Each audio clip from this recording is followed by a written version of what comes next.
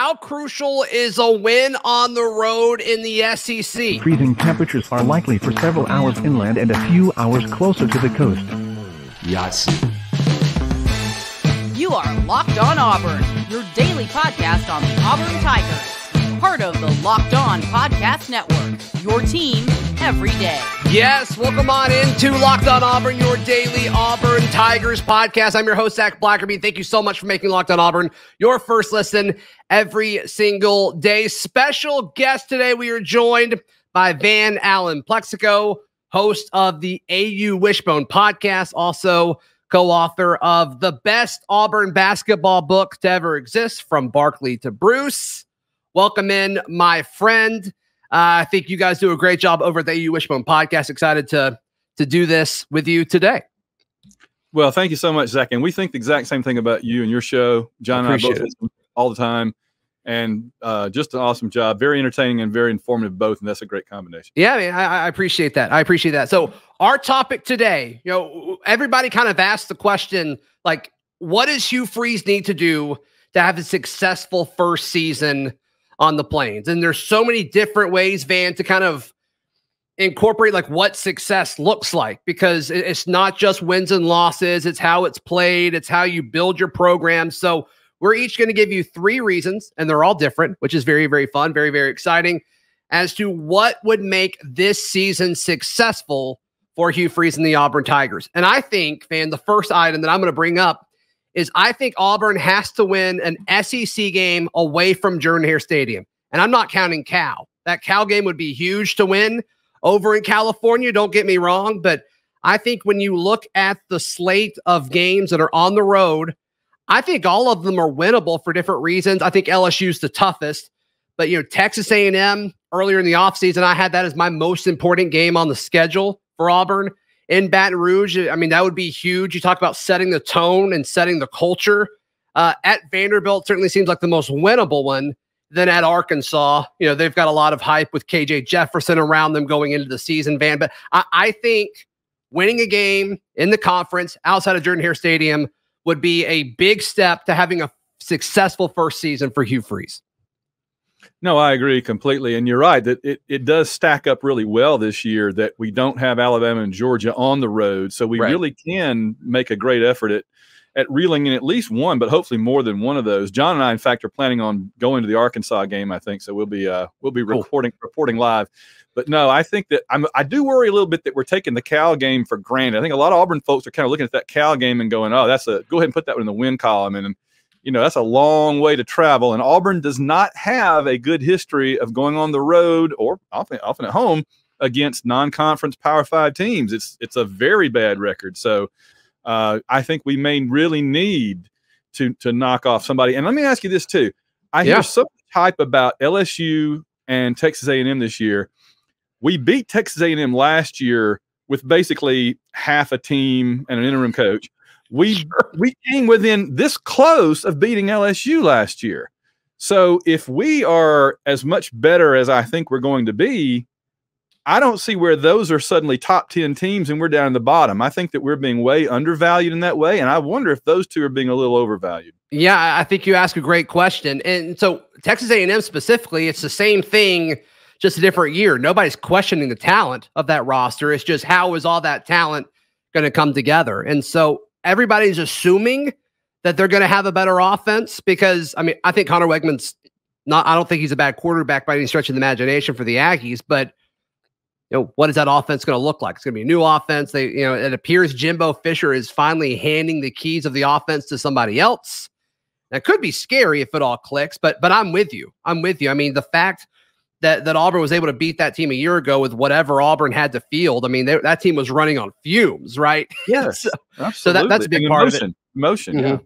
Yeah, and the LSU, I think, is a bit easier of a sell, right? They won the SEC West last year, and they're bringing a bunch back, and it's in Baton Rouge. It's not at Jordan-Hare Stadium. So that's why I think that one's so tough. But A&M, that's totally winnable in my mind.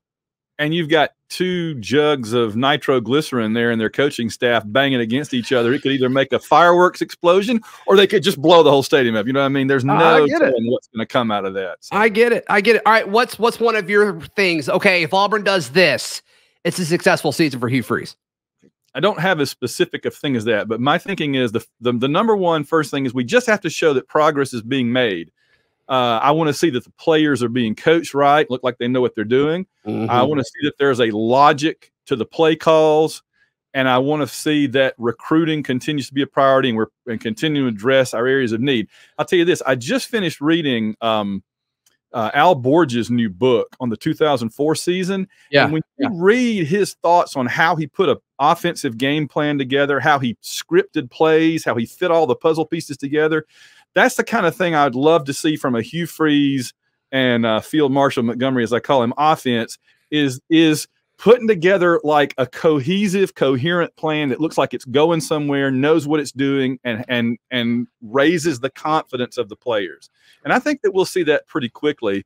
And again, it helps that we start kind of low. We don't have one of these seasons where we open up against Southern Cal or something, right? We start with UMass and can kind of build and put it together. And I think we'll see very quickly that and I think that is going to be the case. Yeah. And we've talked as an Auburn fan base for so long about alignment. Like if we could get everything, everybody on the same page, like, wow, what Auburn could be. I think we saw a glimpse of it, to go back to that Texas A&M game where everything kind of came together. It's like, wow, we're all together again. Like, this is really, really cool.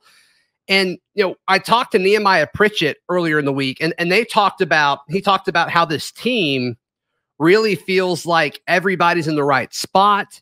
Everybody's in the right places, doing the right things. Everybody kind of knows what they need to do. And, he's been here for a hot minute, and he's like, I haven't really felt that since I've been here. And I think that kind of goes to what you're saying. Like, if you see all of this start to come together over the course of the season, it could really, really build. And it's exciting, but it's kind of easy to see. And, folks outside of Auburn will say, oh, you're just bugging, you're being a homer or whatever. But like, it is kind of easy to see how the schedule could fall that way in our favor.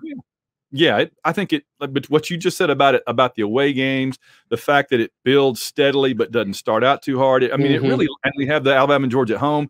This schedule is, if you're gonna have to play an Auburn schedule, you couldn't ask for much of a better one than what we have, I think. Yep. All right, my next note is about the offense, and boy, it's exciting to think about what this offense could be. We'll share that in just a moment, right here on Locked On Auburn. Today's show brought to you by our friends at Bird Dogs. I'm wearing my Bird Dogs right now. That's probably why I seem so loose, so comfortable, so ready to go. And so you need to head over to birddogs.com/LockedOnCollege. You can enter promo code LockedOnCollege, all one word, LockedOnCollege, for a free Yeti-style tumbler. But look, talking about Bird Dogs, they are versatile. They're easy to work out in, go run errands in. If you're sitting at a desk all day at home or at work, or at school, these are the kind of things that you want to buy. And look, Father's Day is coming up. If you want to buy something for your pops, head over to birddogs.com/LockedOnCollege. They will absolutely love it. So once again, birddogs.com/LockedOnCollege. Use that promo code LockedOnCollege for that extra tumbler. All right, Van, my next thing is, I think Auburn, to be successful, to have a first successful year under Hugh Freeze, they need to have a top half offense in the SEC. I mean, there's a lot of talk about, Peyton Thorne coming in. There's a lot of talk about bringing in these transfer wide receivers. He totally rebuilt the offensive line. And regardless of who's taking carries at running back, I think they're going to find success. So all of a sudden, it's like, okay, let's set a goal for this. And let's be realistic with it. But I think this offense could be 5th or 6th in the SEC. And all of a sudden you look at that with Hugh Freeze just kind of having to build it with duct tape. All of a sudden, it's like, yeah, I think we would all take that right now. Oh, we take it. I hope that may be a little ambitious just because of where we're coming from.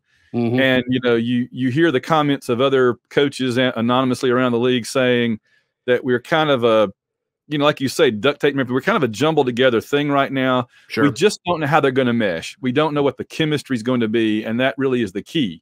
Think again, I was just mentioning 2004. Think about the difference between the 2003 offense, the 2004 offense, two completely, different approaches, but the exact same players. Mm-hmm. And so we could take the players, and this year we're going to have even different players because of all the transfer portals. So I think let's go more recent, 2012 to 2013. A lot of those guys. Nick Marshall obviously was a big part of that. Don't get me wrong, but still, the idea is similar. And what you say there, it makes a good point, is that we have a recent history of dramatic offensive turnarounds with the right coach, with the right system, usually involving, with Nick Marshall bringing in the right quarterback or something like that. So, again, it's just really going to come down to the chemistry. It's going to come down to the players buying in, everything. But I think the potential is there. And I don't think they have to be top half. We're going to have a good defense. We'll have good special teams. As long as they can do their part on offense, I'll feel all right. Yeah, and that's a good point. Like they could not be top half, but be efficient and take care of the football and let the defense keep them in games and not push anything. That's a good point that you just mentioned there. So you made it sound like that was a little aggressive. So where do you think, if you had to project, I'm just kind of throwing this at you, if you had to project where they finish 1 through 14 in the SEC when looking at offenses, what do you think is a realistic expectation? Probably realistic is 8 or 9, but I'm really hoping that they can get 5, 6, 7 would be great. Yeah. No, I'm with you on that. With the players they're bringing in, you never know. It could be.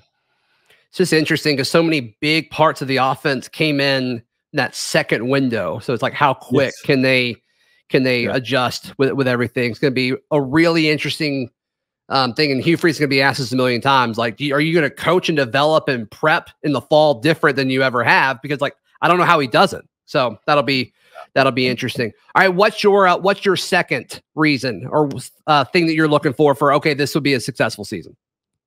What I'm looking for is for the players. I want them to play hard. I want them to play smart. Okay. I want them to look like they bought into the system. I want them to look like they're being well coached.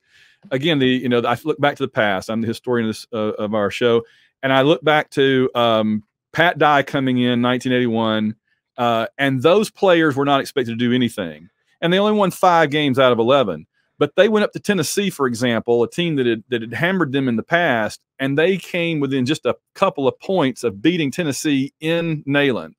And in the locker room after that game, famously, they weren't like, oh, man, we almost beat Tennessee. They were crying because they didn't win. That mindset had already sunk in from Pat Dye that you're good enough to go out there and beat anybody right now. And I want to see our team go out there and look like they know what they're doing, look like they're ready to take care of business. And I want them to be disappointed if they don't beat everybody. They need to think they're going to go 12-0. That's what I like, that mindset. Yeah. And Jason Jones came on the show. I think it was on Saturday. He talked about how their mindset is let's go 12-0. Like if we don't do that, that's the goal. There's no reason for that not to be the goal and the expectation. Yeah. I don't know if we would have heard that before. Just being honest. So I like that. I mean, that goes back to the culture aspect of it too. And you can't build that overnight, but maybe you can build it quicker than some people are projecting you to. Yeah. I feel everything that we've seen so far has led me to feel very positive about it. Sure. They really seem like they're buying in, and I feel very good about it. Yeah, I'm with you. All right. We both share our final points as far as what Auburn and Hugh Freeze needed to do to have a successful season, to ring in the Freeze era at Auburn. We discuss in just a moment right here on Locked On Auburn. I want to encourage you to join the Locked On Auburn Discord. It is free. All you have to do is click the link in the episode description down below. Our special guest today, Allen Plexico. If folks are unfamiliar with the AU Wishbone Podcast, how can they find it? What can they expect when they get over there? We're on every conceivable podcast app, AU Wishbone. Sure. You can go to www.auwishbone.com. There's a number of some of our greatest hits, our classic episodes and stuff are there. A documentary series we did that became a book, we believed. And we're easy to find. Yeah. And occasionally we do a YouTube show every now and then. We're not daily on here like you are. You're the video king, but we're every now and then we get a wild hair and decide to do a video show. So. Sure. Yeah. So be sure to give them some love. You guys do an outstanding job. So pivoting to the recruiting aspect of this, quick pause. This conversation with Van was recorded before Auburn added 3 very talented rising seniors to the 2024 class. So a little bit of a reverse jinx. You're welcome. So just keep that in mind. Still applies. A top 12 or a top 10 class, I think, is needed for a successful season. My last thing is Auburn and Hugh Freeze, they need to secure a top 12 class. If we would have done this a week ago, I probably would have said top 10, man, but I'm going to give them a little bit of wiggle room. All right. Just to kind of see what happens with some of these kids. And big week, in regards to official visits and stuff. So we'll see what happens. But securing that top 12 class, because that's still too low to compete with the best of the best, which is what you're going to have to do if you want to be competitive in the SEC, especially playing Alabama and Georgia every year, which we assume we will continue to do so moving forward. And so I think that's got to be it. And I think he's not going to be able to really get to that point, he being Coach Freeze, until there's some proof of concept, kind of what you were talking about earlier, as far as showing progress is being made. And I think, once again, that's several different things. I think that's development. I think that's, is there an offense? Like, do we have an offense again? And can you beat some guys and, some teams that you're maybe not supposed to? And so it may kind of hover around 15 to 20 until December rolls around and he's able to go back to these kids that he's been hitting up all summer or all season and say, hey, everything I said, I did. Imagine what we could do with you here. So I think it's going to kind of lull back a little bit until December, and then I think we'll take a big step forward. So securing a top 12 class, hopefully it's much higher than that, Ben. Well, I don't know what he and the coaching staff, what else they could do, right? I mean, the only other thing they can do is win ball games because they are working their tails off. It's very obvious, And, the other aspect of it that we don't talk about much is, for all the last few years, and I don't just mean potato, but even back a few years before that, for all those years, we were pulling in top 10, 12, 15 classes. And yet by the time the season is getting going, a lot of them would be gone or would never work out, would never pan out. And so not only do I want us to see us have a top 10, top 12 class, I'd like it to be a legitimate top 10, top 12 class with players that stick around and actually contribute and don't turn out to be flashes in the pan, That there's just been too much of that. I mean, think how many 4 or 5 star players, for example, Gus was able to bring in, and then they just never played. They never worked out, So some did and some didn't. But if you went back and regraded those seasons, I don't think we would have had the classes we thought we did. And so if we could pull in legitimate top 10, top 15 classes over the next few years, I mean, I just think the sky's the limit. Or it seemed like all of them were defensive backs. Yeah. They weren't like evenly spread out. Certainly weren't offensive linemen, right? So no, exactly. So we'll see. And so far, I mean, small sample size, but the way he finished last year's class and the way he addressed the transfer portal, like he kind of spread it evenly, amongst the roster. And so once again, small sample size, but it's hard to be upset with what he's done so far. All right, what is your final thing? What does Auburn need to do to have a successful season? What's your final one?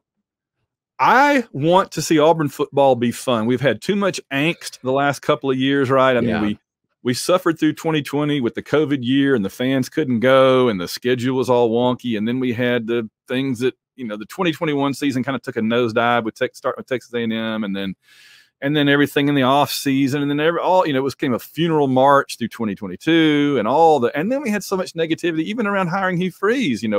Thankfully it's kind of died down now, but I understand the rationale of people that felt that way, but it just seems like every single thing that's happened with Auburn football, good or bad, has had some kind of an angsty to it.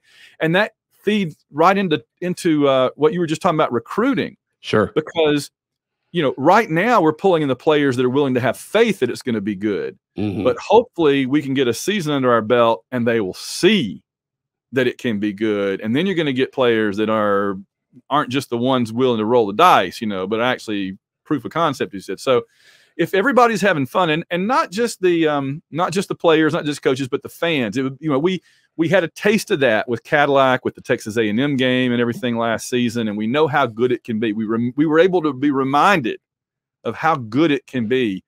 And so, if everything is going the way we want it to go, we'll be having fun and we'll know it. Right. And we'll enjoy it and it'll be a joy again. So when do you think the last time Auburn football was truly fun? I know you said A&M, like that was incredible, but that was kind of a unsustainable thing, right? No, right. Probably the 2019 Iron Bowl. Yeah. And I even think then, that's the best Iron Bowl of my lifetime, by the way. I know we talked about the kick six and all that, but I think it was 2019. It was something, yeah. But even that season was kind of disappointing because we had that great defense and we still lost to Florida, still lost to LSU. And so we were kind of like, it's another 8-5 year, dang it, or 9-4, So yeah, the month of November in 2017 was pretty special too. That's pretty special. It's special. It's special. Well, man, thank you for doing this on kind of a short notice. Once again, kind of tell folks what all they can maybe promote your book again real quick if you don't mind. Well, we've got 2 recent Auburn books out. The basketball one obviously came out last year from Barkley to Bruce. Mainly focuses on Auburn.